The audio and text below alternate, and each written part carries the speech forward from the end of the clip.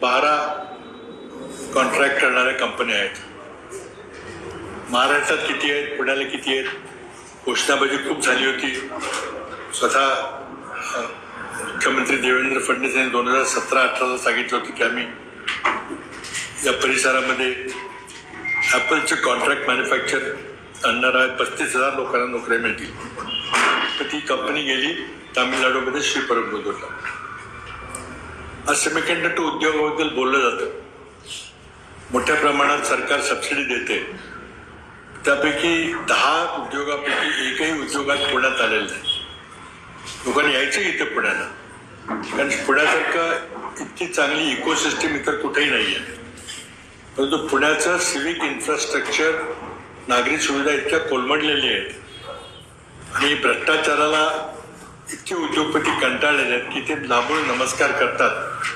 आणि एकही सेमीकंडक्टर उद्योग हा पुणे शहरात आलेला नाही, यायला पाहिजे होता.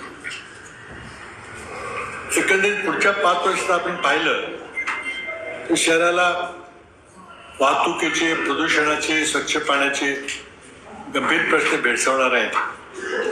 आणि वास्तवात खरोखरीच इथले उद्योग, इथल्या कंपन्या या जर इथल्या इन्फ्रास्ट्रक्चर, अपुरं इन्फ्रास्ट्रक्चरमुळे जर बाहेर जायला लागल्या तर खरंच पुणेकरांच्या करता अत्यंत दुर्दैवी घटना आहे.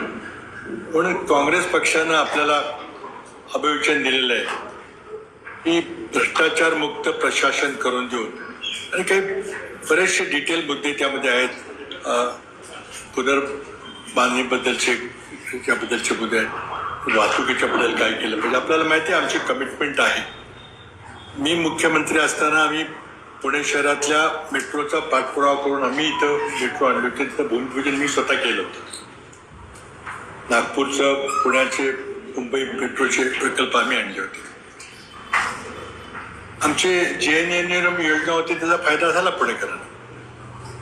त्यानंतर स्मार्ट सिटीची घोषणा झाली. स्मार्ट सिटीने काय झालं त्याचं कुणीही प्रश्न विचारले नाही. किती पैसे खर्च केले आणि पुण्याच्या स्मार्ट सिटीचं काय झालं. नियोजन शून्य विकास करून पुण्याला या दुर्दशेकडे त्या लोकांनी आणलेलं आहे आणि ते आता बदल करण्याची वेळ आलेली आहे.